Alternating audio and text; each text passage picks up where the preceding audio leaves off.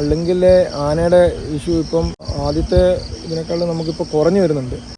ഇത് 2022 ഈ 18-16 വയസ്സുള്ള ഒരു ആന വരുന്നത്.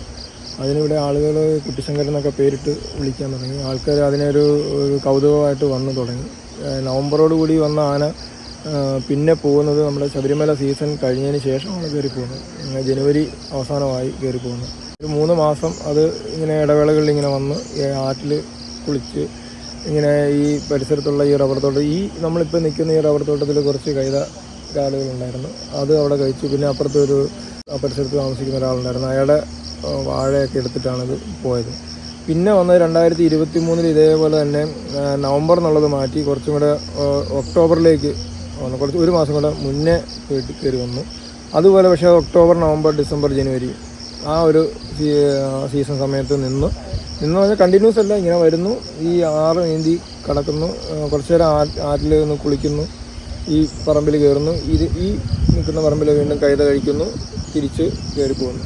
പക്ഷേ നമുക്ക് ഈ വർഷം വന്നത് കുറച്ചും കൂടെ ഒരു 2 മാസം മുന്നേ ജൂലൈയിലേക്ക് വന്നു. ജൂലൈ വന്ന് ഇവിടെ ജനവാസ മേഖലയിൽ കയറി, അവിടെ ഒരു കൈതത്തോട്ടത്തിൽ കയറി, അവിടെ നിന്ന് തിരിച്ചിറങ്ങിപ്പോയി.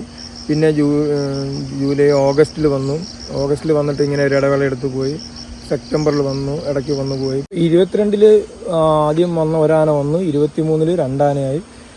ആ ആന തന്നെ 24 വന്നു. 2024 ഒക്ടോബർ 1 മുതൽ കണ്ടിന്യൂസ് ആയിട്ട് ഈ ആന വരാൻ തുടങ്ങി. അപ്പോൾ നമ്മൾ തുടക്കത്തിൽ സ്ഥിരം ആനകളെ ഡ്രൈവ് ചെയ്യുന്ന പോലെ തന്നെ ആനയെ പടക്കമൊക്കെ ഉപയോഗിച്ചും ആൾക്കാരെ ഒച്ച വെച്ചുമൊക്കെ നമ്മൾ ഒന്ന് തുരത്തി വിടാൻ നോക്കി. പക്ഷേ അത് വീണ്ടും അതേ ഒരു ടൈം എടുത്ത് വൈകുന്നേരം ഒരു 4 മണി 4:30 5 മണിയോട് കൂടി വീണ്ടും വരുന്നു, ഇങ്ങനെ ഇറങ്ങുന്നു. രാവിലെ തിരിച്ച് ഈ ഇവിടുന്നൊരു 6 മണി മുതൽ 7 മണി വരെ ടൈം എടുത്തിട്ട് പോകുന്നു. ഒരു കറക്റ്റ് സമയത്ത്. ഇത് ഇങ്ങനെ ഒരു സാധാരണ ഈ കേരളത്തിലോ അല്ലെങ്കിൽ അടുത്ത സ്ഥലങ്ങളിലൊന്നും ഇങ്ങനെ ഒരു പ്രതിഭാസം കണ്ടില്ല. അതും 2 ആനകളാണ്, 2 കൊമ്പൻ ആനകളാണ് വരുന്നത്. അത് ഒരുമിച്ച് കളിച്ച് ഈ കക്കാട്ടാറ്റി കിടന്ന് കുളിച്ച് ഇക്കര കയറി ഈ തോട്ടത്തിനകത്ത് കയറി ഈ കൈത കഴിച്ച് തിരിച്ചിറങ്ങിപ്പോവാണ്. അപ്പോൾ ഇതിനിടയ്ക്ക് നമ്മളിതിനെ കഴിഞ്ഞ 22-23 കൊല്ലങ്ങളിൽ സംഭവിച്ച പോലെ ഈ 1-2 മാസം നിന്ന് കഴിഞ്ഞിട്ട് തിരിച്ചു പോകും എന്നുള്ള ഒരു പ്രതീക്ഷയിലാണ് നമ്മൾ ആ ഒരു രീതിയിൽ ഇതിനെ മാനേജ് ചെയ്തുകൊണ്ടിരുന്നത്. കാരണം കൂടുതൽ ഇതിനെ ശല്യം ചെയ്തു കഴിഞ്ഞാൽ ഈ പറയുന്ന പോലെ ഒരു വയലൻ്റായിട്ട് പിന്നെ ജനവാസ മേഖലയിൽ അല്ലെങ്കിൽ ആളുകളെ കാണുമ്പോൾ ഇത് ഉണ്ടാകാനുള്ളൊരു സാധ്യത ഒഴിവാക്കാൻ വേണ്ടിയിട്ട് അതിനെ പരമാവധി ഡിസ്റ്റർബ് ചെയ്യാതെ ആളുകൾക്ക് ബുദ്ധിമുട്ടുണ്ടാകാത്ത രീതിയിലാണ് നമ്മളിതിനെ മാനേജ് ചെയ്തുകൊണ്ടിരുന്നത്. പക്ഷേ ഇപ്പോൾ കണ്ടിന്യൂസ് ആയിട്ട് ഇങ്ങനെ വരികയും ഇപ്പോൾ അത് പോകാതെ നിൽക്കുന്ന ഒരു സാഹചര്യമാണ്.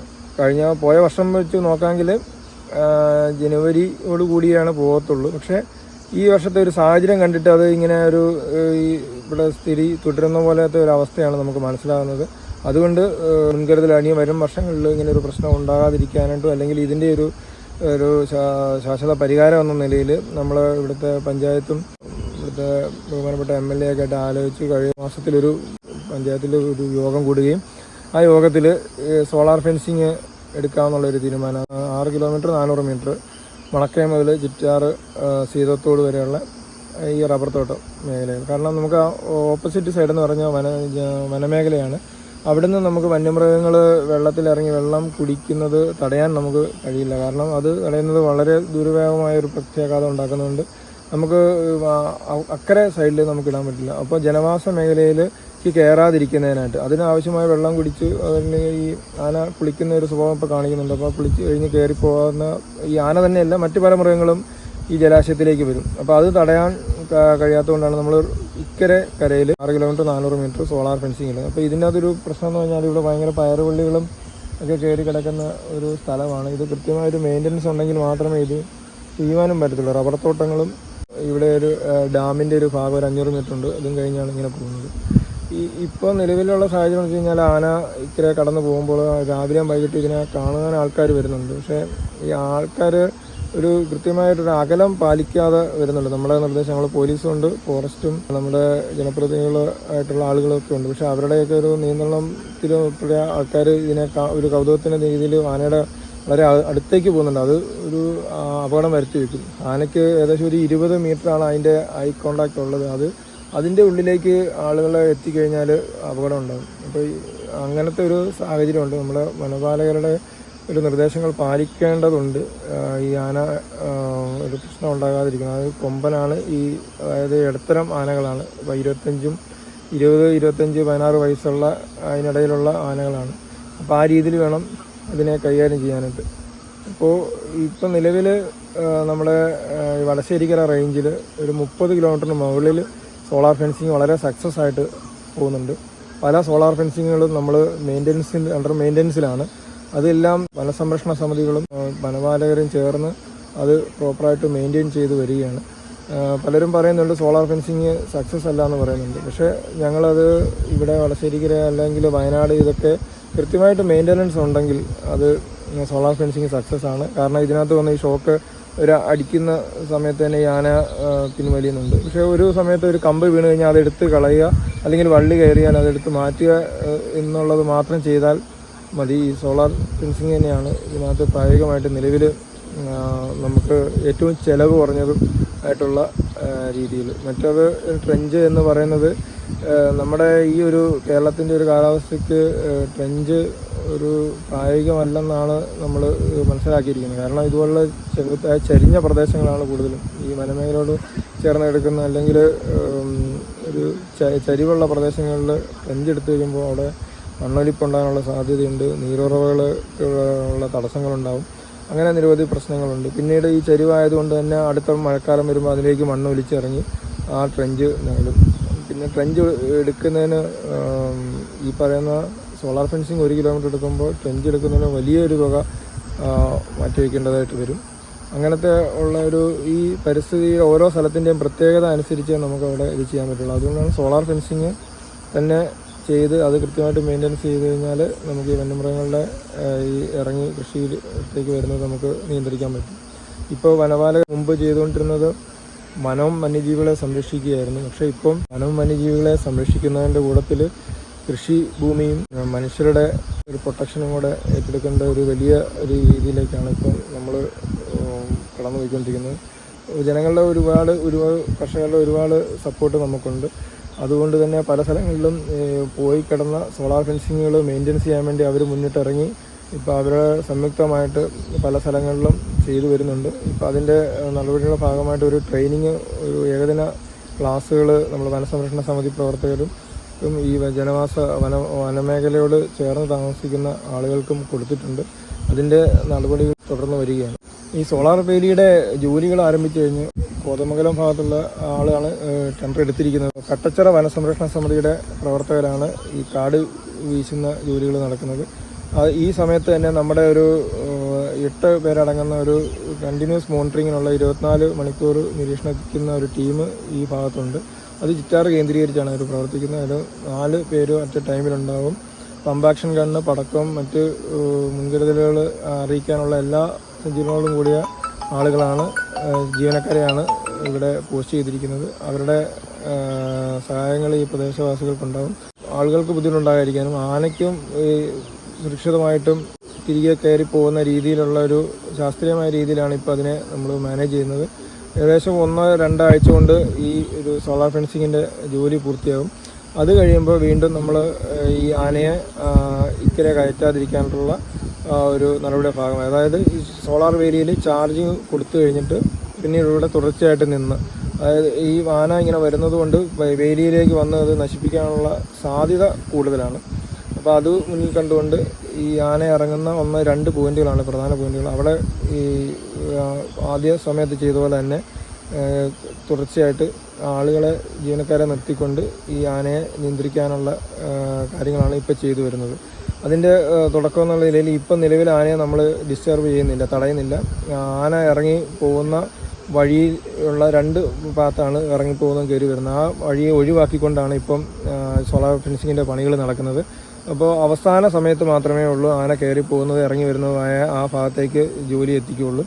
ആ സമയത്ത് തന്നെ ഒറ്റ ദിവസം കൊണ്ട് തന്നെ ഇത് ചാർജ് ചെയ്യുന്ന രീതിയിലാണ് ഇപ്പോഴത്തെ പ്രവർത്തനം നമ്മൾ നടത്തിക്കൊണ്ട് പോകുന്നത്. ഈ ആന ഒക്ടോബർ 1 മുതൽ ഇങ്ങനെ വരുന്നത് ഡെയിലി ഈ ആനയെ നമ്മൾ മോണിറ്റർ ചെയ്യുന്നുണ്ട്. ആനയുടെ സ്വഭാവങ്ങളിൽ ചേഞ്ച് വരുത്തുന്നുണ്ടോ, ആന റൂട്ട് മാറ്റുന്നുണ്ടോ, ആന ഓരോ ദിവസവും എന്താണ് ചെയ്യുന്നത്, അത് തിരിഞ്ഞ് പോകുമ്പോൾ എന്തെങ്കിലും മാറ്റം വരുന്നുണ്ടോ, ആളുകളുടെ ഇടയിലേക്ക് വരുന്നുണ്ടോ, ഇത് കൃത്യമായിട്ട് നമ്മളിവിടെ മോണിറ്റർ ചെയ്യുകയും ഈ ജനവാസ മേഖലയിൽ നിൽക്കുന്നു, എപ്പോൾ തിരിച്ചു പോകുന്നു, കൃത്യ ടൈം സഹിതം ഫോട്ടോസ് സഹിതം ഡെയിലി മോണിറ്റർ ചെയ്യുകയും അത് റിപ്പോർട്ട് ഡിവിഷൻ ലെവലിൽ എമർജൻസി ഓപ്പറേഷൻ സെൻറ്ററിൽ കൊടുക്കുകയും അവിടുന്ന് ഇത് തിരുവനന്തപുരം ഫോറസ്റ്റ് ഹെഡ്ക്വാർട്ടേഴ്സിലേക്ക് പോവുകയും ചെയ്യുന്നുണ്ട്. അപ്പോൾ ഇത് മാൻ animal conflict state specific disaster ആയതുകൊണ്ട് തന്നെ ബഹുമാനപ്പെട്ട മുഖ്യമന്ത്രിയുടെ ഒരു നേരിട്ടുള്ള ഒരു ഇതും ഈ സ്റ്റേറ്റിൽ നടക്കുന്നുണ്ട്. അപ്പോൾ കൃത്യമായിട്ട് ഇതിനെ എങ്ങനെ മാനേജ് ചെയ്യാം എന്നുള്ളതും ഇതിനെക്കുറിച്ചൊരു സ്റ്റഡിയും കൂടെ ആണ് നടത്തിക്കൊണ്ടിരിക്കുന്നത്. കാരണം സാധാരണ ഒരു ആന വരുന്ന പോലെയല്ല, ഞാൻ നേരത്തെ പറഞ്ഞ പോലെ തന്നെ രണ്ട് കൊമ്പൻ ആനകളാണ് വരുന്നത്. വളരെ സൈലൻ്റായിട്ട് വന്ന് ഇറങ്ങി പോകുന്നത്. അത് കൃത്യമായിട്ട് ഇതിനെ മോണിറ്റർ ചെയ്യുന്നുണ്ട്, വരുന്ന ട്രാക്ക് എടുക്കുന്നുണ്ട്, ടൈമുണ്ട്, ഇതെല്ലാം മോണിറ്റർ ചെയ്ത് തന്നെയാണ് ഈ ആനയെ നിരീക്ഷിച്ചുകൊണ്ടിരിക്കുന്നത്. ഇപ്പോൾ ഈ ആനകൾ നിലവിൽ വളരെ സൈലൻ്റായിട്ട് ഇവിടെ റബ്ബർ തോട്ടത്തിൽ കൂടെ കുറച്ച് ദൂരം സഞ്ചരിക്കുന്നു. ഒരു 700 മീറ്ററാണ് പോകുന്നത്. അവിടെ പോയിട്ട് ആ കൈത കഴിച്ച് തിരിച്ചു വരികയാണ് ചെയ്യുന്നത്. വെറും ഒരു 60 സെക്കൻഡ് താഴെ മാത്രമേ ഉള്ളൂ ഈ റോഡ് ക്രോസ് ചെയ്യുന്നുള്ളൂ. പക്ഷേ നമുക്ക് ഇടയ്ക്ക് ഇങ്ങനെ പറയുന്നുണ്ട് വളരെ അപകടമാണ്. പക്ഷേ ഈ ആന ഇന്ന് രാവിലെ ആണെങ്കിൽ പോലും ആന അവിടെ വന്ന് നിന്ന് 2 സൈഡിലേക്കും നോക്കി. പണ്ട് നമ്മൾ സ്കൂളിലൊക്കെ പറയുന്ന പോലെ അപ്പുറത്തും ഇപ്പുറത്തും വാഹനം വരുന്നുണ്ടോ, ആളുകളുടെ പ്രശ്നമുണ്ടോ, 2 സൈഡിലേക്കും നോക്കിയതിന് ശേഷമാണ് ആന ക്രോസ് ചെയ്യുന്നത്. അപ്പോൾ ആന വളരെ ശ്രദ്ധിച്ച് മനുഷ്യർക്ക് ബുദ്ധിമുട്ടുണ്ടാകാത്ത രീതിയിൽ തന്നെയാണ് പാസ് ചെയ്യുന്നത്. പക്ഷെ നമ്മൾ കുറച്ചൊന്ന് ശ്രദ്ധിച്ച് കഴിഞ്ഞാൽ അപകടം ഉണ്ടാകത്തില്ല. കാരണം ആന ഒരു കാരണവശാലും ആളുകളിലേക്ക് അടുത്ത് വരത്തില്ല. ആനയുടെ ഈ പറയുന്ന പോലെ 20 മീറ്റർ അടുത്ത് മാത്രം പോയായിരുന്നു. ഇപ്പോൾ ആന വളരെ ജനങ്ങളുമായിട്ട് വളരെ കണ്ട് പരിചയമുള്ള ആനയായി മാറി. ഇപ്പം നമ്മുടെ ഇപ്പം മൂന്നാറൊക്കെ പറയുന്ന പോലെ തന്നെ. അപ്പോൾ അവിടെ ഈ ആനയുടെ അടുത്ത് പോകാതിരിക്കുക എന്നുള്ളതാണ്. അപ്പോൾ നമ്മൾ കൃത്യമായിട്ട് 2 സൈഡിലും ഈ ചിറ്റാർ റോഡിൻ്റെ 2 സൈഡിലും ജീവനക്കാരുണ്ട്. അവിടെ നിന്ന് കൃത്യമായ നിർദ്ദേശങ്ങൾ കൊടുക്കുന്നുണ്ട്. അതുകൊണ്ട് ഈ ഭയപ്പെടേണ്ട യാതൊരു കാര്യമില്ല. ഈ ആന അത്രയും മനുഷ്യരിൽ നിന്ന് അകന്ന് നടക്കാനാണ് ശ്രമിക്കുന്നത്. ഇവിടെ പല ജനവാസ മേഖലയുണ്ടെങ്കിൽ അതിൻ്റെ പരിസരത്ത് പോകാതെ, ഇത് വലിയൊരു റബ്ബർ തോട്ടമാണ്, 40 ഏക്കർ ഉള്ളതും അപ്പുറത്ത് വേറെ ഒരു 30 ഏക്കറിൻ്റെ ഉണ്ട്. അതിനകത്തൂടെയാണ് ഇപ്പോൾ സഞ്ചരിക്കുന്നത്. കൃത്യം ലൈറ്റ് വരുന്ന സമയത്ത് തന്നെ ആന തിരിച്ചു പോകാനും ശ്രമിക്കുന്നുണ്ട്. സാധാരണ ആനകൾ പോയി കഴിഞ്ഞാൽ അവിടെ തന്നെ നിന്ന് വലിയൊരു പ്രശ്നം ഉണ്ടാക്കിയിട്ടാണ് സാധാരണ കാണുന്നത്. പക്ഷേ ഈ ആനകൾ ഈ രാത്രിയിൽ അവിടെ ചെന്നിട്ട് ഈ കൈത കഴിച്ച് രാവിലെ സൂര്യപ്രകാശം ഭൂമിയിൽ പതിക്കുന്ന സമയത്ത് തന്നെ ഇത് വളരെ സൈലൻ്റായിട്ട് വന്ന് റോഡ് വരുന്നു, കടന്നു പോകുന്നു. നിലവിൽ കുഴപ്പങ്ങളൊന്നുമില്ല. ചില സമയത്ത് ആളുകളുടെ വലിയൊരു കൂട്ടം വന്ന് കാണുന്നുണ്ട്. പക്ഷേ നിങ്ങൾ കാണുന്നത് നമ്മൾ കാഴ്ച കുഴപ്പമില്ല, കാണുന്നത് നല്ലതാണ്. വന്യമൃഗങ്ങളെ കാണുന്നതും വനങ്ങൾ കാണുന്നതൊക്കെ നല്ലത് തന്നെയാണ്. പക്ഷേ അത് കാണുമ്പോൾ അതിൻ്റെ ഒരു സുരക്ഷ കൂടെ നോക്കണം, നമ്മളുടെ സുരക്ഷയും കൂടെ നോക്കണം. നമ്മുടെ ഫ്രണ്ട് ലൈനിൽ നിൽക്കുന്ന ജീവനക്കാരുണ്ട്, അത് നിങ്ങളിലേക്ക് വരാതിരിക്കാൻ വേണ്ടിയിട്ട് അവർ കുറച്ച് ഫ്രണ്ടിലായിരിക്കും നിൽക്കുന്നത്. അപ്പോൾ പുറകിൽ നിന്ന് ആളുകളുടെ ശബ്ദവും ഇതുമൊക്കെ വന്നിട്ട് ഇതിന് ഡിസ്റ്റർബൻസ് ഉണ്ടായിക്കഴിഞ്ഞാൽ ഫ്രണ്ട് ലൈനിൽ നിൽക്കുന്ന ജീവനക്കാർക്ക് ബുദ്ധിമുട്ടുണ്ടാകും. ഈ ആന ഓടിക്കുക എന്ന് പറഞ്ഞാൽ ആന കൂടി വന്നാൽ ഈ 30, 50 അല്ല 100 മീറ്റർ താഴെ നമ്മുടെ പുറകെ അഥവാ ഓടിക്കെങ്കിൽ വരത്തുള്ളൂ. അത് കഴിഞ്ഞാൽ അവിടെ നിൽക്കും. പക്ഷേ നമ്മൾ ഈ ഓടിക്കുന്ന സമയത്ത് നമ്മൾ വീണ് കഴിഞ്ഞാൽ ഈ ആന പെട്ടെന്ന് നമ്മുടെ അടുത്തേക്ക് എത്തും. അപ്പോൾ അതുകൊണ്ട് ആണ് നമ്മൾ ഈ മുൻകരുതൽ തരുന്നത്. ആ ഒരു മുൻകരുതൽ കൃത്യമായിട്ടും ആളുകൾ പാലിക്കണം. ആളുകൾ നിലവിൽ ഇത് പാലിക്കുന്നുണ്ട്. ഇതിനെ ഇടയ്ക്ക് കുറച്ച് ആളുകൾ ഇതിനെ ഒരു തീയൊക്കെ കത്തിച്ചൊന്ന് ശ്രമിക്കാൻ ഒരു തടയാനുള്ളൊരു ശ്രമമൊക്കെ നടത്തിയിരുന്നു. പക്ഷേ അങ്ങനെ ഒരു കാരണവശാലും ആളുകൾ വരരുത്. കാരണം ഇതിനകത്ത് നല്ല ആനയൊക്കെ ഓടിച്ച് എക്സ്പീരിയൻസ് ഉള്ള വാച്ചർമാരും ജീവനക്കാരുമാണ് ഉള്ളത്. അവർക്കറിയാം, അവർ കൃത്യമായിട്ട് അവരുടെ നിർദ്ദേശങ്ങൾ പാലിച്ച് മാത്രമേ നിങ്ങൾ ഇത് ചെയ്യാവുള്ളൂ. നിലവിൽ ഈ റോഡ് കടക്കുന്ന സമയത്ത് വനപാലകരുടെ നിർദ്ദേശങ്ങൾ പാലിക്കണം. ഒരു 2 ആഴ്ച കൊണ്ട് നമുക്കിതിനൊരു കൃത്യമായ പരിഹാരം ഉണ്ടാകും. കാരണം ആനയെ പ്രകോപിപ്പിച്ച് വലിയ ഇതൊക്കെ ഓടിച്ച് നമുക്കൊരു ഇതിനകത്ത് കയറ്റി നിർത്തി കഴിഞ്ഞാലും പിന്നീട് ദൂരവ്യാപകമായി ഈ ആന ഒരു വലിയൊരു ശല്യമായി മാറാതിരിക്കാൻ വേണ്ടിയിട്ടാണ് നമ്മൾ വളരെ സ്ലോയിൽ ഇതിനെ നമ്മൾ പതിയെ ഉള്ളിലേക്ക് നിർത്താനുള്ള ശ്രമം നടത്തുന്നത്. അതിലേക്ക് വനപാലകർ നടത്തുന്ന ഈ ഒരു പ്രവൃത്തിയിൽ എല്ലാ ആളുകളുടെയും ഒരു സഹകരണങ്ങളാണ് നമുക്ക് വേണ്ടത്, ക്ഷമയാണ് വേണ്ടത്.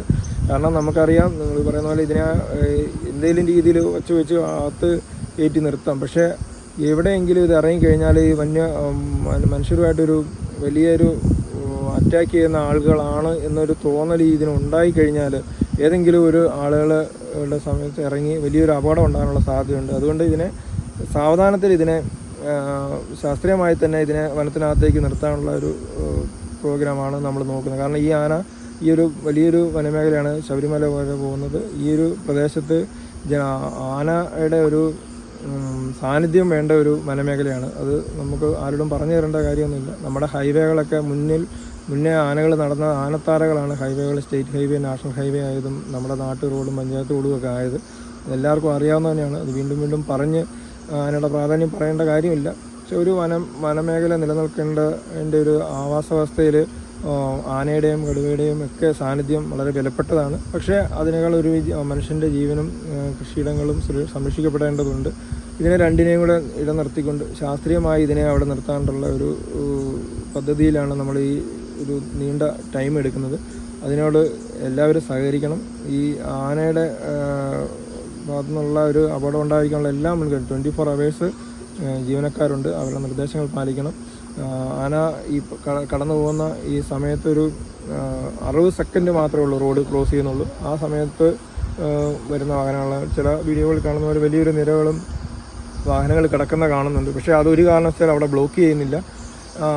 ആ ബ്ലോക്ക് ചെയ്യുന്നില്ല. ഇവർ കാണാൻ വരുന്ന വാഹനങ്ങൾ നിരന്ന് കിടക്കുന്ന ഫോട്ടോസാണ് പലപ്പോഴും നമ്മൾ സമൂഹ മാധ്യമങ്ങളിൽ കാണുന്നത്. ഈ 60 സെക്കൻഡ് മാത്രമേ നമ്മൾ ഈ റോഡിൽ തടയുന്നുള്ളൂ. ആളുകൾക്ക് ഒരു ബുദ്ധിമുട്ടുണ്ടായിരിക്കാൻ വേണ്ടിയിട്ടും ആനയ്ക്കും ബുദ്ധിമുട്ടുണ്ടായിരിക്കാനും കൃഷിയിടങ്ങളിലും വലിയ പ്രശ്നമുണ്ടായിരിക്കാനും ദീർഘകാലത്തേക്കുള്ള രീതിയിൽ ഈ ആന ഒരു മനുഷ്യന് ഉപദ്രവകാരിയാകാത്ത രീതിയിൽ ഭാവിയിൽ ഈ ആനയ്ക്ക് ഇനിയൊരു 10, 50, 60 വയസ്സ് വരെയൊക്കെ അല്ലെങ്കിൽ 30, 40 വയസ്സ് വരെയൊക്കെ ഈ പ്രദേശത്ത് കാണേണ്ട ഒരു ആനയാണ്. അപ്പോൾ ആ ഒരു കാഴ്ചപ്പാടും കൂടെ നമ്മൾ ലക്ഷ്യം വെച്ച് വേണം ഈ ആനയോട് നമ്മുടെ ഇടപെടലുണ്ടാകാൻ. ആ രീതിയിൽ വളരെ ശാസ്ത്രീയമായിട്ട് ചെയ്യുന്ന ഈ കാര്യങ്ങളിൽ വനപാലകരുടെ നിർദ്ദേശങ്ങൾ പാലിക്കണമെന്നും എല്ലാവരുടെയും സഹായങ്ങളാണ് ക്ഷമയും ഞങ്ങൾ അഭ്യർത്ഥിക്കുകയാണ്.